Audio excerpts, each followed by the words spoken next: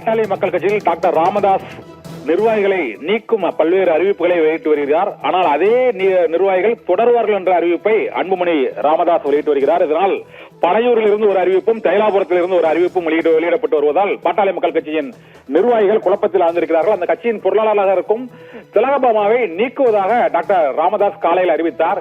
இப்போது அன்புமணி ராமதாஸ் அவர் பொருளாளராக தொடர்வார், அனைவரும் அவருக்கு ஒத்துழைப்பு அளிக்க வேண்டும் என்று புதிய அறிவிப்பை வெளியிட்டிருக்கிறார். இதே போல மயிலம் தொகுதி சட்டமன்ற உறுப்பினரும் விழுப்புரம் மத்திய மாவட்ட செயலாளருமான சிவகுமாருக்கு பதிலாக புகழேந்தி என்பவர் நியமிக்கப்படுவதாக டாக்டர் ராமதாஸ் அறிவித்திருக்கிறார்.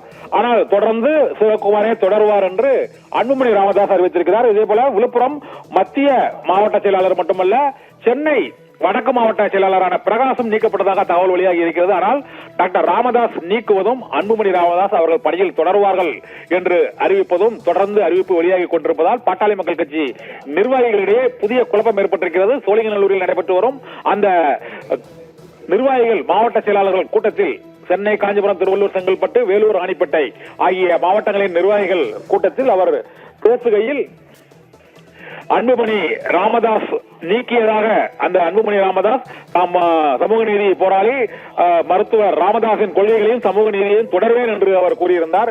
இந்த சூழ்நிலையில் அன்புமணி ராமதாஸ் இப்போது வெளியிட்டுள்ள அறிவிப்பில் டாக்டர் ராமதாஸுக்கு நிர்வாகிகளை நீக்குவதற்கு அதிகாரம் இல்லை என்று அறிவித்திருக்கிறார் என்றும் உலகத்திலேயே எனக்கு நேற்று அவர் டாக்டர் ராமதாஸ் தெரிவித்த பல்வேறு குற்றச்சாட்டுகளுக்கும் இப்போது சோழிங்கநல்லூரில் நடைபெறக்கூடிய அந்த கூட்டத்தில் மறுப்பும் தெரிவித்து வருகிறார். என் தாயை நான் தாக்கவில்லை என்று அவர் கூறியிருக்கிறார். தாயின் மீது பாட்டிலை தூக்கி வீசினார் அன்புமணி ராமதாஸ் என்று டாக்டர் ராமதாஸ் நேற்று குற்றச்சாட்டு கூறியுள்ள நிலையில் இன்று சோழிங்கநல்லூரில் நடைபெற்று வரும் கூட்டத்தில் தாய் மீது தாம் எந்த விதமான தாக்குதலையும் நடத்தவில்லை, உலகிலேயே தமக்கு விருப்பமானவர் எனது தாயார் தான் என்றும் அன்புமணி ராமதாஸ் மறுப்பு தெரிவித்திருக்கிறார். இதனால் தந்தை மகன் மோதல் புதிய உச்சத்தை எட்டியிருக்கிறது.